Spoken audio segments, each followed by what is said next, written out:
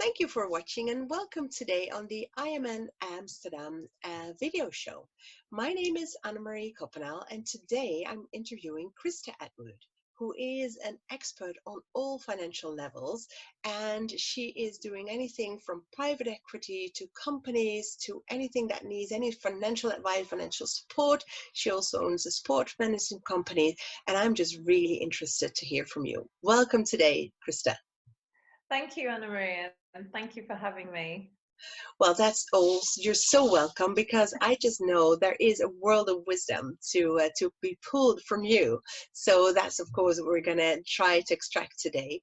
And well, because I know you're not new to this, you're not in any way new to the financial business. So I really want to know, where did it all first start?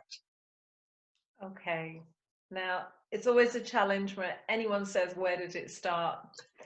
However, for me, going to America was an eye-opener for me, because I think it was the first time at the ripe old age of 18, I actually had to figure out how to do my finances. And I think back in the day, a long time ago, okay, only 2 years ago, we weren't actually taught at school how to do finances. So learning the hard way was the only way. And I remember ringing my mother up and saying, do you think I can get another credit card? Because I desperately need to get some more money. And I think that opened my eyes to finance. From there on, obviously, coming back to the UK, because I really missed being home, and knowing full well I had a mountain of debt to pay back, I had to learn very quickly how I was going to do that. And also the ability to make money work for you is equally important. So yes, good starting point for me was to learn how to use money effectively. And that's kind of where I then learned that maybe I should go and do something in finance, because I think the most important thing at that point in time was, how can I earn the most money from a job that's going to have me doing 9 to 5? So you guessed it, accountancy.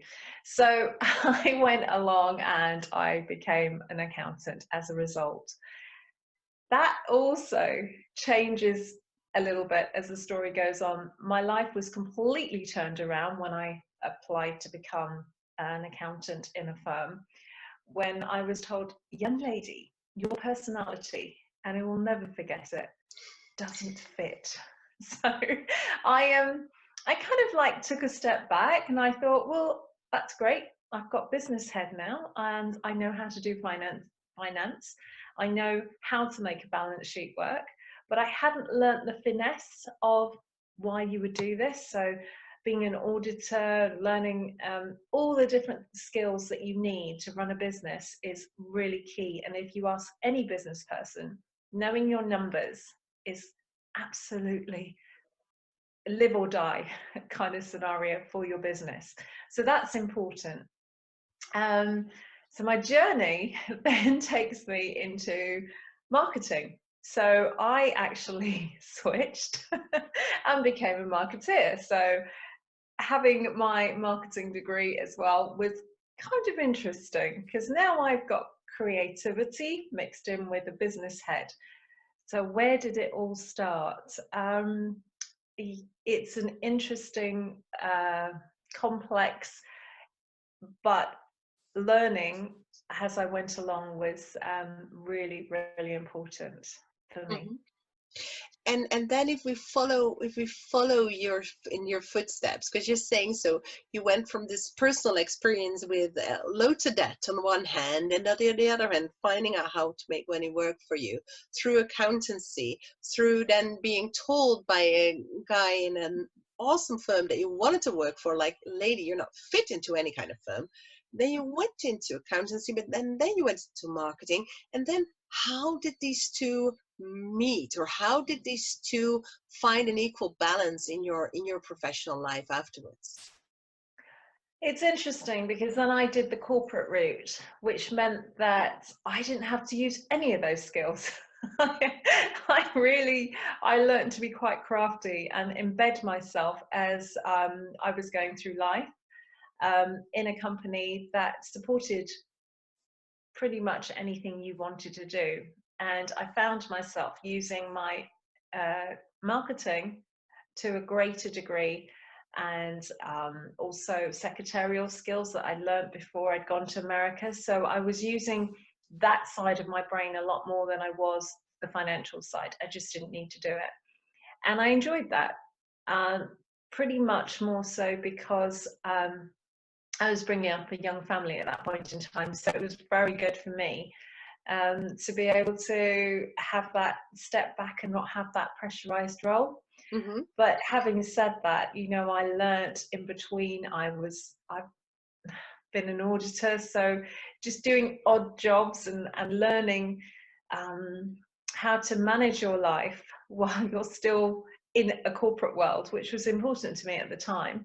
Yeah, it was very interesting and a very good grounding for me actually to learn and move on. Mm. You're saying I was in a corporate world at that time.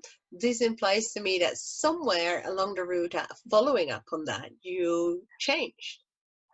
Totally. I had one objective in corporate life, and that was to retire at the age of 40. Perfect. And I did it. And what do you mean, like to me and to everybody who's watching us right now, what do you mean with retiring? Is that never to mean, work again? Gray-haired old lady with a...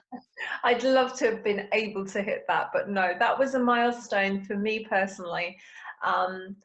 Being in land after the age of 40, you're asking for trouble, you're burnt out, you're not actually able to give too much because the younger guys coming in have got all the whiz and they've learned, they're fresh out of uni, they have got that clout to take the business to where it needs to go. So you become extra weight very quickly within corporate land. So once you recognize that, that's what that machine is, you realize you don't have a career for life. But it was never my intention to die there, if that makes sense. I was always always the round peg in a square hole.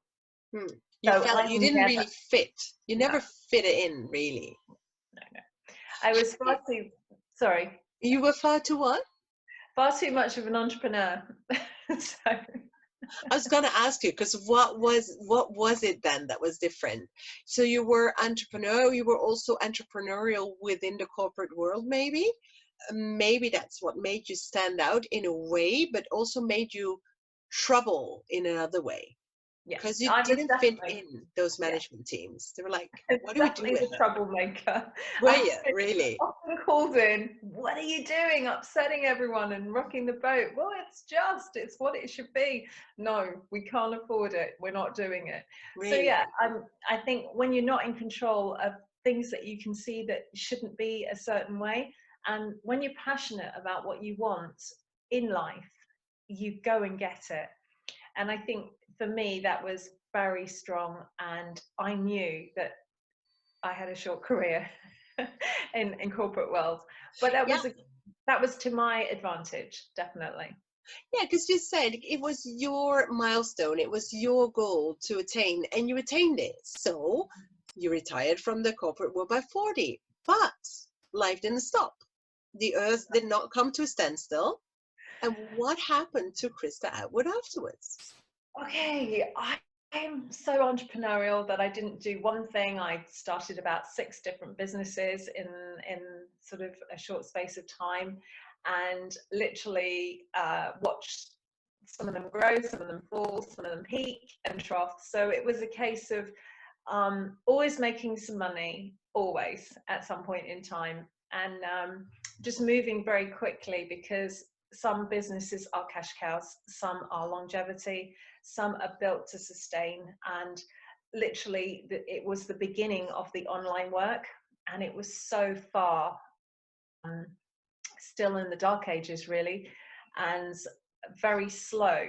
So I was always ahead of the curve without the technology to fit in, so that always left me a little bit despondent, because being that far ahead of the curve does not always mean you have a good business idea.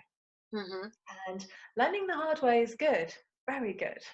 So I've bought and sold companies, I've owned and I've trained, I've done so many different aspects of the business world that, hence I have the wealth from personal experience. So the wealth of expertise comes from cutting your teeth and working hard.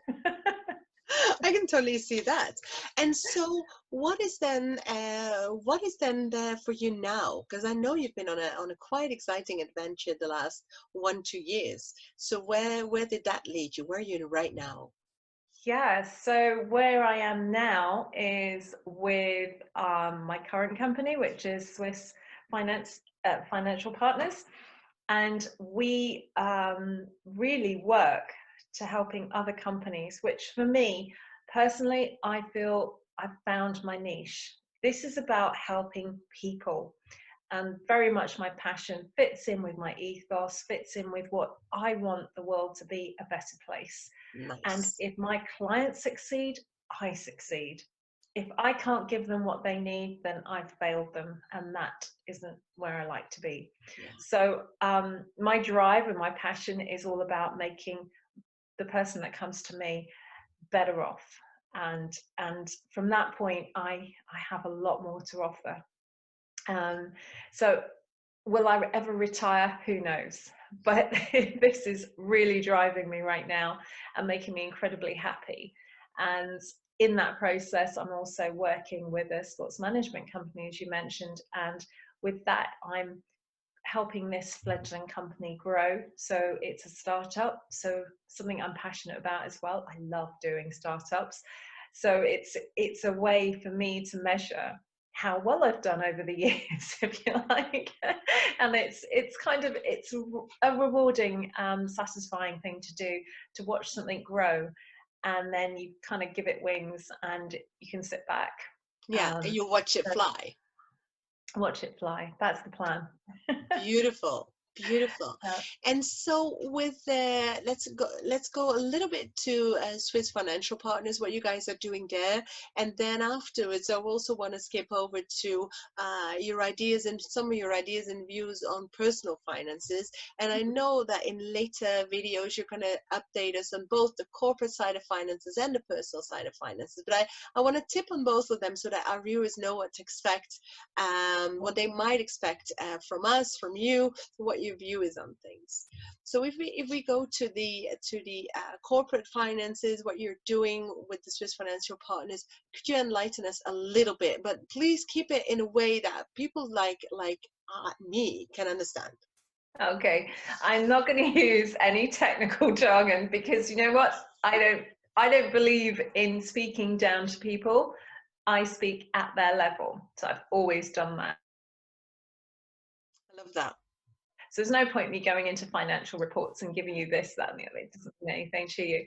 What is important is that you understand I work as a financial broker, which means I can bring the deals that you have on the table. So if you have a project, or you have a company that needs money and funding, or you actually find that maybe you want to diversify and you need some funds to make that happen, then I'm your person to give you the right advice, to bring you on board by explaining the kind of financing that's available to you based on your industry, based on what you would like to deliver and what the outcome is in a few years. So it's a quick way of explaining what I do, but that's kind of where it's at with the business point of view. And that can range from whatever you want. I mean, I've been discussing about buying a boat recently, so you can do that. Which is You nice. can, yeah, absolutely, or you could go to another extreme where you want to take over a company. So it's really what your industry is and what it is that I could help you achieve right now. Yeah. Yeah. So it's all from the business and financial side of things. So where you need support and where you need, yeah, more insights. And so if you're talking to me, and so that would be corporate finances, or is it also people putting private equity there? What are you looking at? It's a combination. It's a mix. I mean, majority of any of them are um, private equity funded solutions. Hmm. But it really is fit for purpose. We do a bespoke package. It's bespoke for your business. So I can't really comment and say this is what you get, because it's not the same.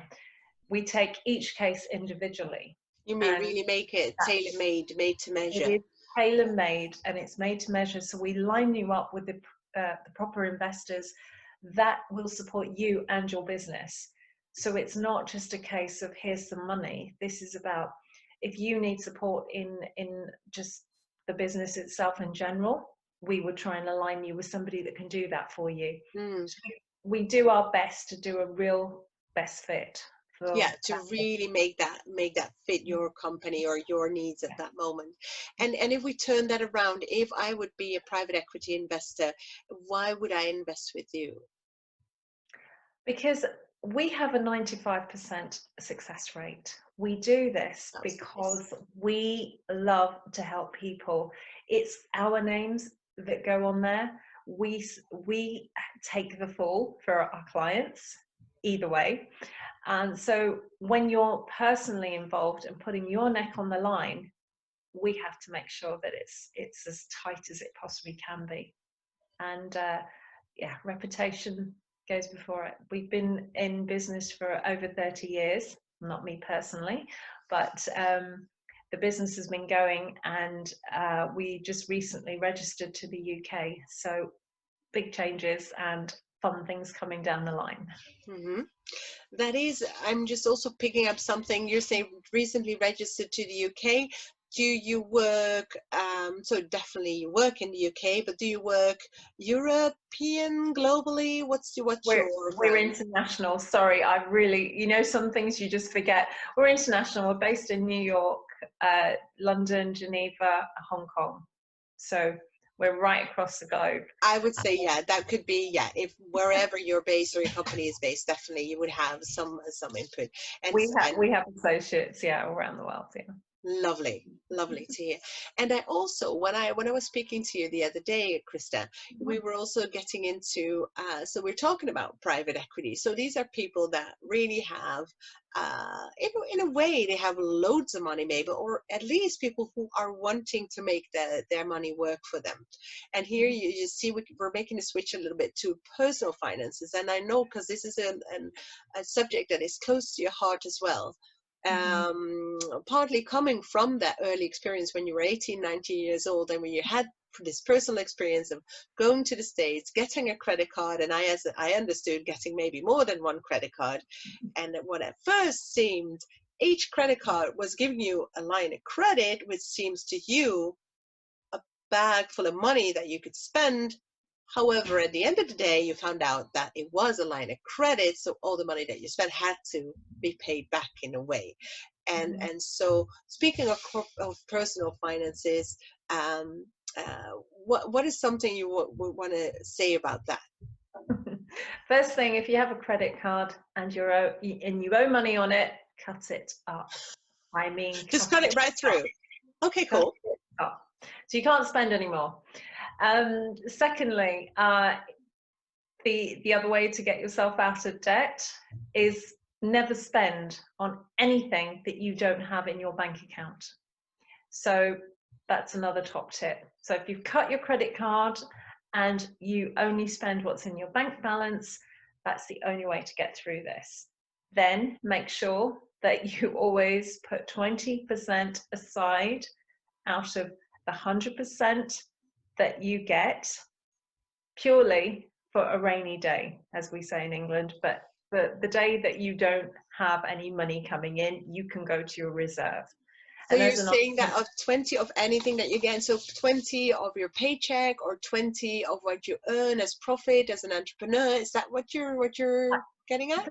as an entrepreneur, definitely you should be looking to save a little bit more, because you just don't know when your next paycheck will come in. So it's important really for an entrepreneur to have at least 6 months ahead of them. That is kind of where you should oscillate from, but that's not always possible. We know that we get debts, we get bills flying in, you know, but manage it the best way you can. So if you've got a line of credit, the only time you use the credit is if you are in dire straits. And that would be the best way. And then definitely the following month, pay it all off. You have to. So that would actually start to train you not to use any more money than you can't pay off the next month. Mm. So as an entrepreneur, you've got to be even more frugal. So the joke is 1 bottle of wine a week during lockdown, no more. Well, I think honestly that is a great idea already, because that's the thing. Lockdown is an interesting thing, because we're in these crazy corona times right now where we're all sitting at home, and in one way it's home office, homeschooling, working from home, getting your business done. Some businesses are really down, some things dried up, some other people are in full business because they're in enormous demand. But in a way, this working from home gives a little bit of a holiday feeling in a way. Yeah. On which, well, some people also tend to do a drink every day. But there you go. If you do 1 bottle of wine a week, that also it could be the same. You could translate it into only drink on the weekends or whatever. It's just, it seems like don't go overboard. That's what Yes. seems like to me, this advice. And this don't go overboard advice. It goes the same for the credit, goes the same for the spending. This is all that I hear you say, like, don't go too crazy. Yeah, I think life has taught me, go crazy, but you pay for it.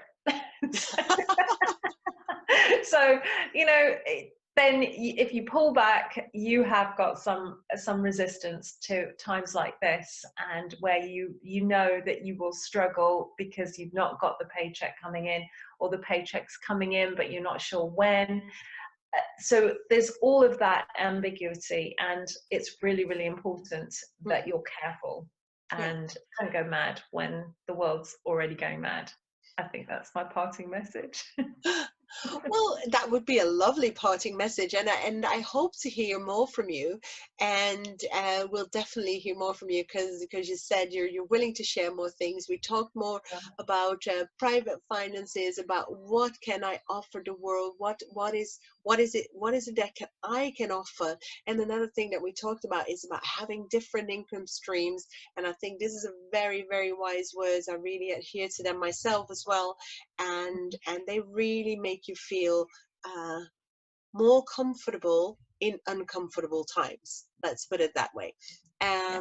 And so I really think those are great topics to speak to you about the next one of these next times, because I think there's a lot that we want to share with anyone who's watching right now, and that really could benefit from this. Sure. So if that is okay, Christa, we'll leave it at this for now, and then we hardly can't wait for the next videos with you to come up. So I would like to say goodbye from IMN Amsterdam, Netherlands. And if you want to join us, if you want to join IMN Amsterdam, you can. It's an online membership. You can join for only $35.99 per year, where you can join our members. And then if we hope, of course, when all these corona measures are relieved, we'll have the live memberships as well. We have live meetings as well, but we also do meet online. So even if you're not in the Netherlands, which I know Christa's not in the Netherlands at this moment, but we can still speak online as we're doing right now. So hope to meet you there. My name is Annemarie Koppenaal, and I spoke today with Christa Atwood from Swiss Financial Partners, and we hope to speak to you soon. Thank you, Christa. Thank you, Annemarie. Okay, have a lovely, lovely day to all of you. Bye. Bye.